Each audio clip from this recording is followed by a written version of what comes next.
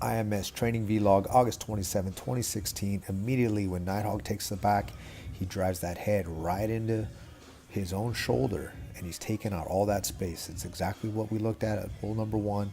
He's doing that here and he's got better control. I have to respect that positioning a little bit more as I'm swimming my hands underneath and grabbing the opposite wrist and controlling those and trying to press them down. Just like you're doing a pull-up a little bit, you take that pressure and that weight and you bring it down. And then I'm leg wrestling. He's got a little lockdown here. Again, I always have to watch out for that top leg. Make sure he doesn't go after that. And attempt a banana split, twister, because he'll be trying. There's the scramble for me. Look, and he's starting to catch a triangle. So I'm in triangle position here with Nighthawk. And if you look in the mirror here, you can see I'm keeping my nose to nose with Andrew. So I'm not allowing his legs to flex and bend. Normally when you see triangles, you're down lower and by their hips, but I'm stacking them here. And eventually what I'm going to do is pull that head behind. There I go. I start swimming that leg up. And I'm not allowing to get that full figure four. Nose to nose. It's very disciplined here in the position. He could switch to the arm bar, but I'm sniffing that out as well.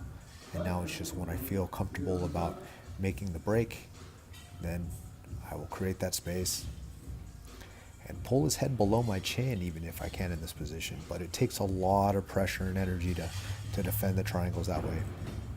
But I don't get choked in the process.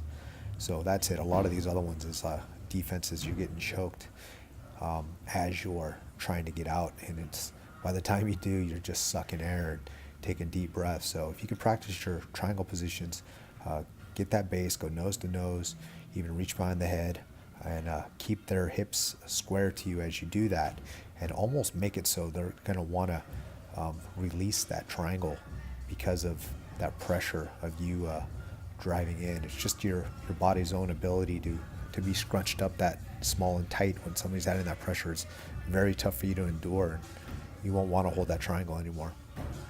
Anyhow, now I'm trying to work a seatbelt grip here and take my right hand and bring it underneath his neck and maybe get a clock choke or a rear naked choke. He's built his base, he's down on his knees. Of course, controlling that far forearm. I drag him back down. Here I go, working double wrist lock on Andrew again.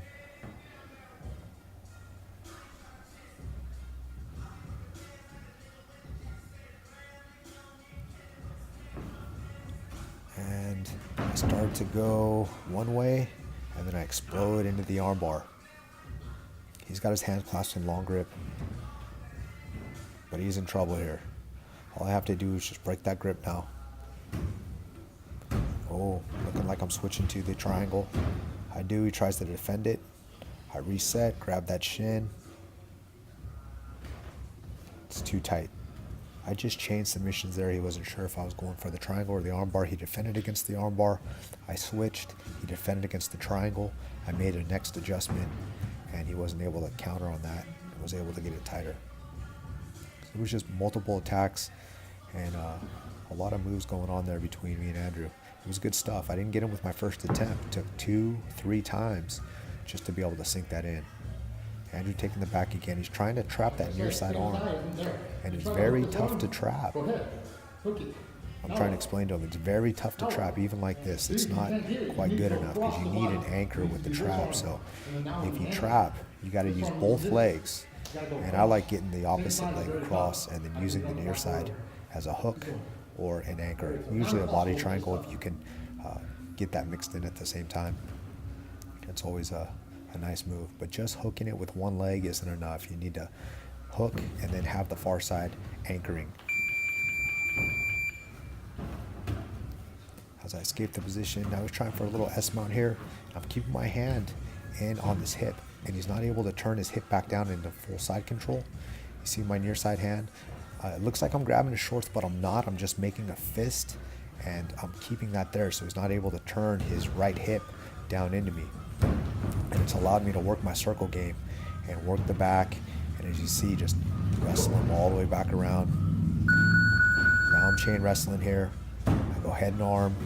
Now I'm going to mount. I've got this mount here. I'm under the chin, looking for the one-arm guillotine.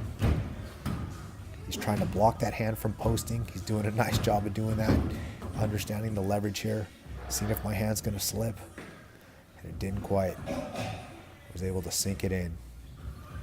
That was me being relentless with that attack too. It was close. It was starting to slip off as the hand wasn't all the way through. Nice roll, Andrew. Thanks for watching, guys.